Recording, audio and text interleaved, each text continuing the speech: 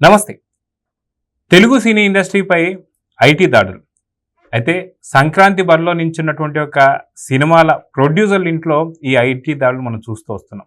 ఇవే కాకుండా ప్రముఖ ప్రొడ్యూసర్కి సంబంధించినటువంటి ఒక ఇళ్లలో కావచ్చు, అదేవిధంగా మైత్రి మూవీస్ సంబంధించినటువంటి ఒక సంస్థల్లో కావచ్చు ఐటీ దాడులను ఎలా చూడాలి. అయితే ఈ ఐటీ దాడులు సర్వసాధారణం, ప్రతి సంక్రాంతి తర్వాత జరుగుతూనే ఉంటాయని చెప్పి కొంతమంది అంటుంటే, ఈ ఐటీ దాడుల్లో ఎటువంటి నిజాలు ఉండవని చెప్పి మరికొంతమంది. అయితే మొత్తానికి ఐటీ దాడుల్లో ఎవరన్నా ప్రొడ్యూసర్లు పట్టుబడుతున్నారా? గతంలో ఎన్నోసార్లు ఐటీ దాడులు జరిగినటువంటి ఒక సందర్భంలో ఎవరెవరు చిక్కారు ఏంటి అనే సందర్భం గురించి మనతో మాట్లాడడానికి సిద్ధంగా ఉన్నారు సీనియర్ జర్నలిస్ట్ హేమసుందర్ గారు. వారిని అడిగి తెలుసుకుందాం. సార్ నమస్తే. నమస్తే సార్, ఐటీ దాడులు అని చెప్పి చూస్తున్నాం. ఏదైతే మొన్న సంక్రాంతి రిలీజ్ అయినటువంటి సినిమాలకు సంబంధించిన ప్రొడ్యూసర్లు వాళ్ళ ఇళ్లలో కావచ్చు, కొన్ని మిగతా ప్రముఖ ఏమంటారు ప్రొడ్యూసింగ్ సంబంధించిన సంస్థల్లో కావచ్చు, నిజంగా ఐటీ దాడులు అనేది నిజమే అనుకోవాలా, ఫేక్ అనుకోవాలి? ఎందుకంటే ఎప్పుడు పెద్ద పట్టుబడి వీళ్ళని అరెస్ట్ చేశారు అన్నట్టు ఎక్కడ కూడా విన్నటువంటి సందర్భాలు. ఈ ఫేక్ దాడులు అనుకోవాలా, నిజమైన దాడులు అనుకోవాలా? అంటే దాడులు జరగడం నిజమే, కానీ దొరకడం అనేది అబద్ధం. అది ఎలాగో అర్థం కాదు. వాళ్ళ దగ్గర ఏం దొరకవు మళ్ళీ. ఎందుకని మరి చూస్తుంటే ప్రముఖ ఛానల్లో కూడా కీలక పత్రాలు లభించాయి, లేదంటే అక్కడేదో జరిగి వాళ్ళు పట్టుబడిపోతున్నారని చెప్పి 2 రోజులు సాగదీసిన తర్వాత ఏమీ లేదు అని చెప్పి. అసలు దీనికి అందరూ ప్రధాన కారణం ఏంటంటే, వీళ్ళు మాకు ఇంత వచ్చింది అంత వచ్చిందని గప్పాలు కొట్టుకుంటుంటారు స్టార్టింగ్ నుంచి కూడా.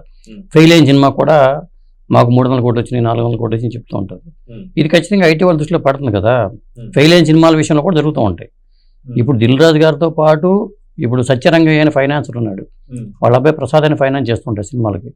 వాళ్ళ కార్యాలయం మీద జరిగినాయి, మైత్రి మూవీస్ వాళ్ళు వాళ్ళ మీద జరిగినాయి, ఇట్లా అందరూ వీళ్ళ మీద చేశారు వాళ్ళు. ఇప్పుడు ఏంటంటే ఇప్పుడు టెక్నాలజీ మారిపోయింది, ఏదైనా సరే చెక్ ద్వారా పేమెంట్స్ కానీ ఆన్లైన్ పేమెంట్స్ కానీ చేయాలంటున్నారు. కానీ మరి బ్లాక్ మనీ కూడా రొటేషన్ అవుతుంది సినిమా ఫీల్డ్లో. ఎక్కువ బ్లాక్ మనీ ఉండే సినిమా ఫీల్డ్లోనే, ఎందుకంటే ఫైనాన్సర్లు ఇచ్చేదంతా బ్లాక్ మనీ ద్వారానే జరుగుద్ది. ఇది వరకు ఫైనాన్స్కి, ఇక్కడ ఫైనాన్స్ గురించి కూడా చెప్పాలి.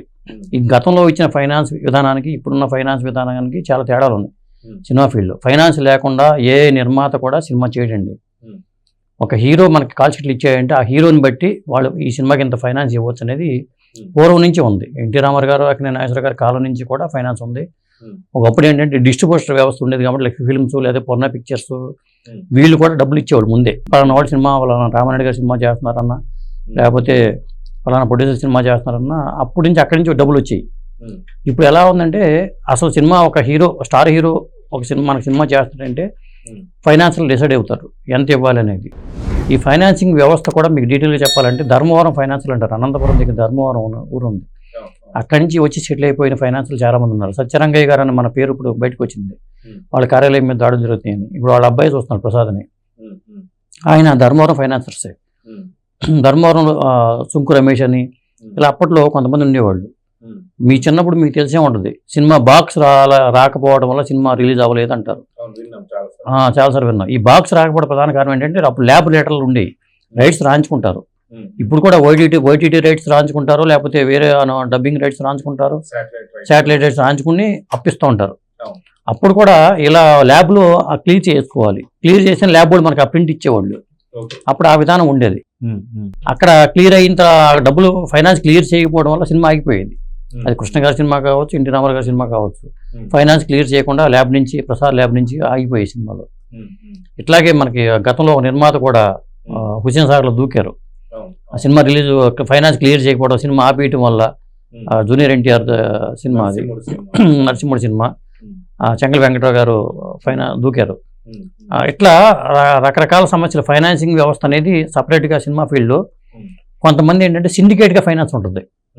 ఇప్పుడు రాజకీయ నాయకులు ఉంటారండి, కొంతమంది రాజకీయ నాయకులు ఒక బినామీ వ్యక్తిని పెట్టుకుని ఈ వ్యక్తి ద్వారా ఫైనాన్స్ తిప్పుకుంటుంటారు. అది రకరకాల పార్టీల్లో కూడా ఉంటాయి. యూనివర్సిటీలో కొంతమంది ప్రముఖంగా ఇండస్ట్రీ లావాదేవీలు తెలిసిన వ్యక్తుల్ని పెట్టుకుని మధ్యలో పెట్టుకుని ఆ డబ్బుని ఇటు నుంచి రొటేట్ చేస్తూ ఉంటారు.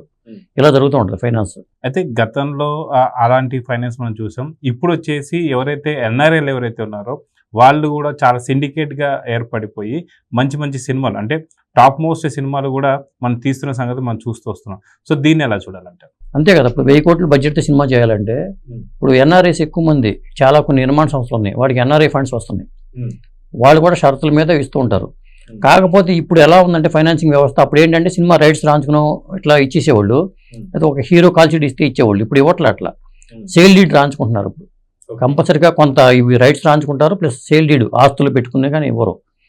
దిల్ రాజు గారికి ఎక్కువగా సత్యరంగయ్య గారు ఇస్తూ ఉంటారని చెప్తూ ఉంటారు. అంటే ఏ నిర్మాత కూడా సొంత డబ్బులతో సినిమాలు తీసే నిర్మాత ఎవరూ లేరు ఇండస్ట్రీలో. కాబట్టి ఫైనాన్సింగ్ వ్యవస్థ, ఎందుకంటే ఇట్లాంటివి దొరకాలంటే, బ్లాక్ మనీ దొరకాలంటే మరి, ఎందుకంటే ఒక్కొక్క హీరో నాకు 100 కోట్లు 200 కోట్లు తీసుకుంటున్నారని ప్రచారం జరగడం కూడా ఐటీ రేట్స్ జరగడం ప్రధాన కారణం. దొరకకుండా తప్పించుకుంటూ ఉంటారు. ఇప్పుడు బ్లాక్ మనీని అరికట్టాలని గవర్నమెంట్ ఎన్ని చర్యలు చేపట్టినా తెర వెనుక జరగాల్సినంత జరుగుతూనే ఉంటుంది. ఎక్కువ సినిమా ఇండస్ట్రీలో జరుగుతూ ఉంటుంది. ముఖ్యంగా బాంబేలో అయితే మాఫియా వాళ్ళే ఫైనాన్స్ చేస్తూ ఉంటారు. గతంలో మనం చూసాం ఈ మాఫియా వాళ్ళు గ్రిప్పులో ఇండస్ట్రీ ఉండేది. ఇప్పుడు కూడా మనకి తెలుగు ఇండస్ట్రీలో కూడా ఒకప్పుడు ఉండేది కానీ ఇప్పుడు పోయింది అది. అది మనం చూసుకుంటే గతంలో ఎన్నోసార్లు మనం చూసాం ఎన్నో దాడులు జరగడం.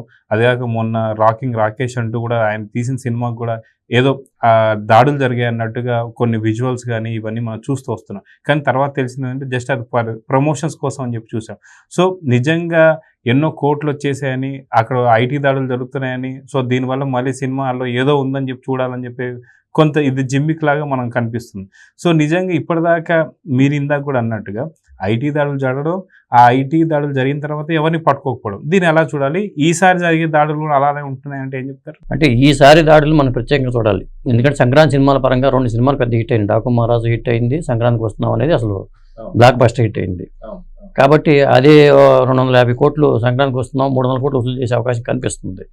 అంటే దానికి గేమ్ చేంజర్కి పోయినా కానీ దానికి కూడా గ్రాస్ పరంగా చూసుకుంటే 250 కోట్లు కనిపిస్తుంది. ఇలా చూసుకున్నప్పుడు 1000 కోట్ల రూపాయలు ఇక్కడే రొటేషన్ అయినట్టుగా కనిపిస్తుంది. కాబట్టి ఇది ఆషామాషి వ్యవహారంగా తీసుకోవట్లేదు ఐటీ వాళ్ళు. ఈసారి మొత్తానికి పెద్ద చేపను పట్టాలనేది వాళ్ళ టార్గెట్గా మనకు తెలుస్తుంది. ఉదాహరణకి దిల్ రాజు గారి వైపునే మన లాకర్లు కూడా తీసుకెళ్లిపోయి లాకర్లు ఓపెన్ చేయించారనే వార్తలు చూసాము. డిజిటల్ లాకర్స్ అన్ని ఓపెన్ చేయించారని చూస్తున్నాం. ఖచ్చితంగా రాతపూర్వకంగా ఏదో ఒకటి లేకుండా ఎవరి దగ్గర ఉండవు. ఖచ్చితంగా దొరుకుంటే అప్పుడు బయట పెట్టకపోవచ్చు. మొత్తానికి ఏదైనా పెద్ద చేపలను పట్టాలనేది టార్గెట్గా జరిగింది. దీంట్లో రాజకీయ నాయకుల ఇన్వాల్వ్మెంట్ ఏమైనా ఉందా, ఈ కోణంలో కూడా మనం ఆలోచించాల్సిన అవసరం అయితే ఉంటుంది. ఇంకొకటి ఏంటంటే అసలు రాజకీయ నాయకులు డబ్బులే తిరుగుతూ ఉంటాయి ఇండస్ట్రీలో, అది ఎవరికి తెలియదు. ఎందుకంటే సిండికేట్గా ఏర్పడి కొంతమంది నాయకులు సిండికేట్గా ఏర్పడి ఆ డబ్బుల్ని ఇక్కడ తిప్పుతూ ఉంటారు. అది కూడా జరుగుతూ ఉంటుంది.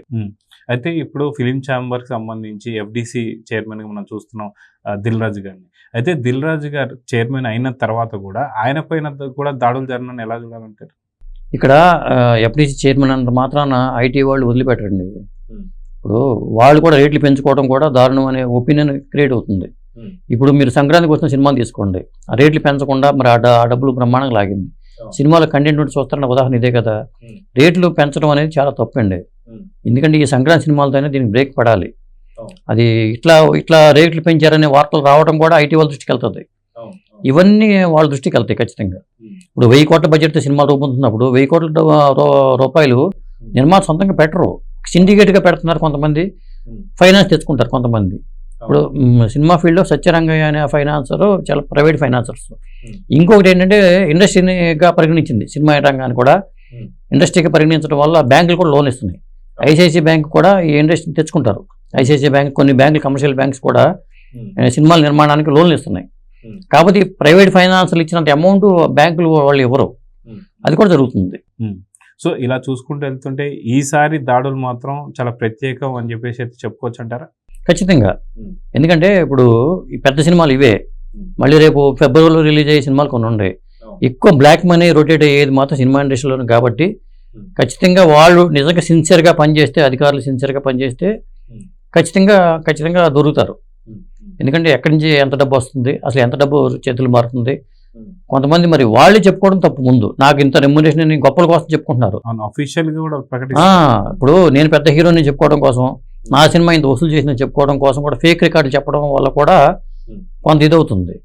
కాబట్టి ఎక్కడి నుంచైనా వాటికి బ్రేక్ చేసుకుంటే, ఎందుకంటే ఆ హీరోగానే నేను గొప్ప, ఈ హీరోగానే.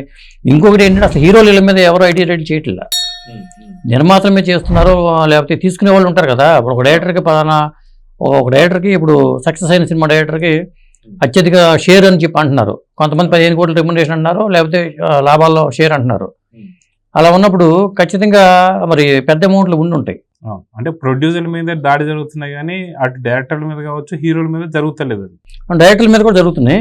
ఇప్పుడు సుకుమార్ కూడా టార్గెట్లో ఉన్నారు. సుకుమార్ కానీ, లేకపోతే ఇప్పుడు అనిల్ రావిపూడి గారు కానీ, ఎందుకంటే హీరోలు ఇంకా హీరోల దగ్గరికి వెళ్తలా, హీరోల దగ్గరికి ఎవరు సాహసం చేయట్లేదు. ఎందుకు చేయట్లేదు మరి అర్థం కాదు. కానీ ఒకవేళ అక్కడ రాజకీయ పలుకుబడి ఏమైనా పనిచేస్తుందా తెలియదు. కానీ హీరోలను ఎవరో టార్గెట్ చేయట్లా. ఇప్పుడు వాళ్ళు తీసుకునే రెమ్యునరేషన్ పరంగా జగమెరిగిన సత్యం అది.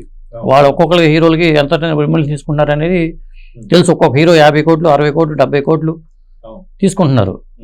కానీ మరి 100 కోట్లు 300 కోట్లు తీసుకున్నామని చెప్పిన హీరోలు కూడా ఉన్నారు. వాళ్ళు టార్గెట్ కావట్లా. ఇప్పుడు వాళ్ళు టార్గెట్ అయ్యారనుకోండి ఒకవేళ, ఎందుకంటే ఆ లెక్కలు చూపించాల్సి వస్తుంది. ఎవరెవరికి ఎక్కడెక్కడ ఎంత ఆస్తులు ఉన్నాయి ఏంటి. ఇప్పుడు రాజకీయ నాయకులు కూడా ఎన్నికల్లో పోటీ చేసే ముందు వాళ్ళ ఆస్తులు ప్రకటిస్తున్నప్పుడు అఫిడవిట్ ఇస్తున్నప్పుడు నిజంగా చెప్పాలంటే సినిమా వాళ్ళు కూడా మా అఫిడవిట్ తీసుకోవాల్సిన అవసరం వచ్చేస్తుంది. ఎందుకంటే మాకు ఇంత ఆస్తులు ఉన్నాయి అనేది ముందుగా ఇచ్చుకుంటే తప్ప ఇది బహిర్గతం కావు. సో చూద్దాం సార్, ఖచ్చితంగా మీరు అన్నట్టుగా ఈసారి జరిగే దాడులు మాత్రం గతంలో జరిగిన దాడుల లాగా కాదు. ఖచ్చితంగా ఏదో పెద్ద ఫిష్, పెద్ద తిమింగలానే పట్టబోతుందని చెప్పేసి అర్థమవుతుంది. సో చూద్దాం దాడుల్లో ఏం జరగబోతుంది. నమస్తే. నమస్తే.